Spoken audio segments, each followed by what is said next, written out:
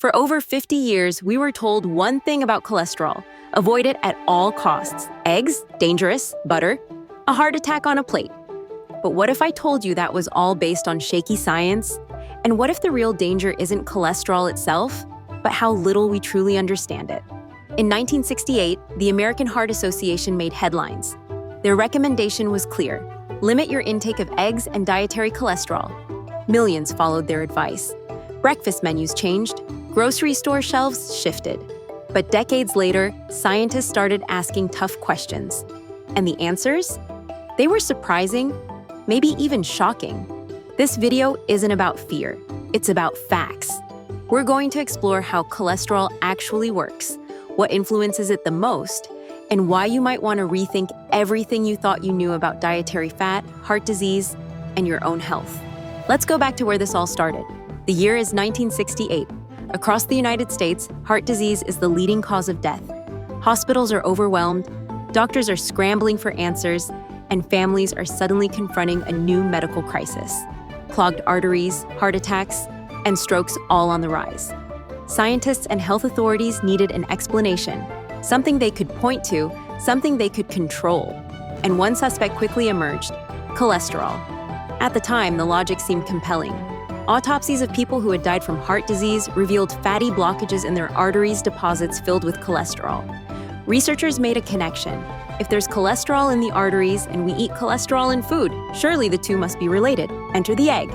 Eggs, particularly the yolk, are naturally rich in dietary cholesterol. A single large egg contains around 200 milligrams of cholesterol, which is more than half of the recommended daily limit at the time. So eggs became public enemy number one. They were demonized in newspapers, condemned in dietary guidelines, and practically erased from breakfast tables. Butter and red meat joined the blacklist. The food industry responded with a tidal wave of low cholesterol, low-fat products. Cereal sales boomed. Egg white omelets became trendy. Margarine replaced butter in millions of homes. But here's where things get interesting. The recommendations made by the American Heart Association in 1968 weren't based on solid experimental data.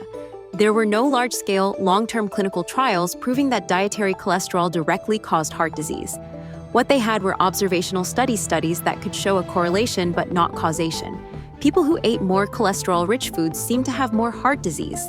But why? Was it the cholesterol itself, or was it that those people also smoked more, exercised less, or had other habits that contributed to their health problems? This distinction is crucial. Correlation means two things happen at the same time. Causation means one thing causes the other. And the early cholesterol theories confused the two.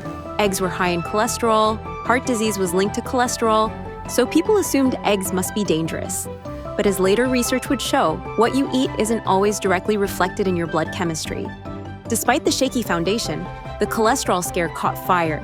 It was simple, it was easy to communicate, and it gave people a sense of control over their health. Health agencies, media outlets, and even school textbooks reinforced the message for years. Dietary cholesterol is dangerous. Cut it out, avoid eggs, avoid fat, and for a long time, no one challenged that message. But science, when done right, evolves. And over the years, new studies began to emerge, studies that dug deeper into how our bodies actually process dietary fats and cholesterol. These studies began to paint a more complex picture, one where the type of fat, the overall diet, and the individual's biology mattered far more than one nutrient alone. The idea that cholesterol in food directly raises cholesterol in your blood. It turns out, for most people, that simply isn't true. But by the time this new understanding began to surface, the damage was already done. Millions of people had changed their eating habits. Generations grew up fearing eggs, and even today, the myth persists in conversations, menus, and food labels. The egg scare wasn't just about eggs, it was about how science, when rushed or oversimplified, can shape public perception for decades. It was a lesson in how easy it is to confuse a hypothesis with a fact, and how hard it can be to undo a deeply ingrained belief. And that's why, to understand where we're going with cholesterol science, we first have to understand how it all began not with evidence, but with a fear that needed a target and a food that was easy to blame. So what actually happens when you eat cholesterol-rich food like eggs? Your body doesn't just absorb it and dump it straight into your bloodstream. Instead, your liver plays a massive role. It regulates your cholesterol levels by producing more or less depending on how much you consume. If you eat less cholesterol, your liver makes more. If you eat more, your liver usually compensates by making less. In fact, your body produces about 70 to 80% of your cholesterol internally. That means your diet, while relevant, is only part of the picture. Cholesterol isn't a foreign invader. It's something your body needs and makes naturally. But there's more. Cholesterol doesn't float freely in your bloodstream. It's carried by lipoproteins, and the two key types are LDL and HDL. LDL is often labeled as bad cholesterol because high levels are linked to plaque buildup in arteries. HDL, on the other hand, is considered good cholesterol because it helps remove excess cholesterol from the bloodstream and returns it to the liver for processing. But here's where the nuance kicks in. LDL isn't inherently evil. It becomes dangerous when it oxidizes, which is often a result of inflammation, poor lifestyle habits, and certain kinds of fats. HDL is protective, but it's not just about how much you have. It's also about how well it functions. The balance between these lipoproteins, not just the numbers alone, is what really matters for your heart health. Another myth we've been sold is that all fat is bad. That's just not true.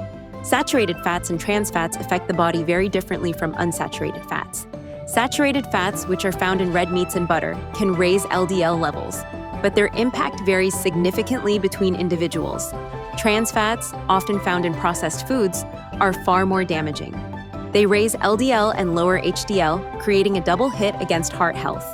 On the other hand, unsaturated fats found in foods like olive oil, avocados, nuts, and fatty fish can help increase HDL and improve lipid profiles overall. The truth is, fat isn't the enemy. The quality of the fat you consume matters far more than the quantity. But let's not stop at food. Cholesterol levels are heavily influenced by your overall lifestyle. Exercise improves HDL levels, enhances fat metabolism, and supports cardiovascular health. Smoking lowers HDL and promotes inflammation. A diet rich in fiber helps trap and remove cholesterol from the body through the digestive system. Soluble fiber, in particular found in foods like oats, beans, and fruits, plays a powerful role in cholesterol management. Stress is another hidden factor. Chronic stress elevates cortisol levels, which in turn can influence fat storage, blood sugar, and lipid metabolism. Managing stress through sleep, mindfulness, or physical activity isn't just about feeling good. It can directly impact your cholesterol and long-term health. Now, you might be wondering, if I do everything right and my cholesterol is still high, what gives?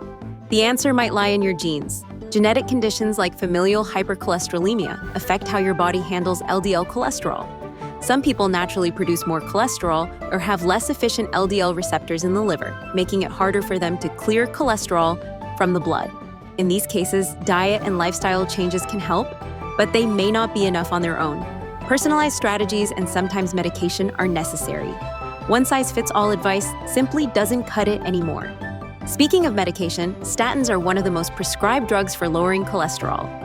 They work by blocking an enzyme in the liver that produces LDL cholesterol. For many people, they reduce risk and save lives. But they also come with potential side effects like muscle pain or fatigue. They're not magic pills. Lifestyle changes are still essential. And other medications exist too, like those that lower triglycerides or help the liver remove LDL more efficiently. Medication is just one tool in a much larger toolbox. So where does that leave us today? The American Heart Association has revised its stance. Eggs are no longer the nutritional villains they were once thought to be. The emphasis has shifted away from dietary cholesterol alone and toward overall dietary patterns. What matters most is whether your diet is built on real, whole foods. Are you getting plenty of fruits, vegetables, legumes, and whole grains? Are your fats coming from healthy sources? Are you active? Are you smoking or managing stress? These are the real questions that impact your cholesterol, not whether you had 2 eggs for breakfast. Now let's get practical. Should you eat eggs again? If you like them, yes. Eggs are nutrient-dense, affordable, and loaded with high-quality protein, choline, and antioxidants like lutein and zeaxanthin. Unless you have a specific medical condition or are advised otherwise by your doctor, eating eggs in moderation is not just safe, it's smart. They can be a healthy part of a balanced diet. So here's the big takeaway. Cholesterol has been misunderstood for decades.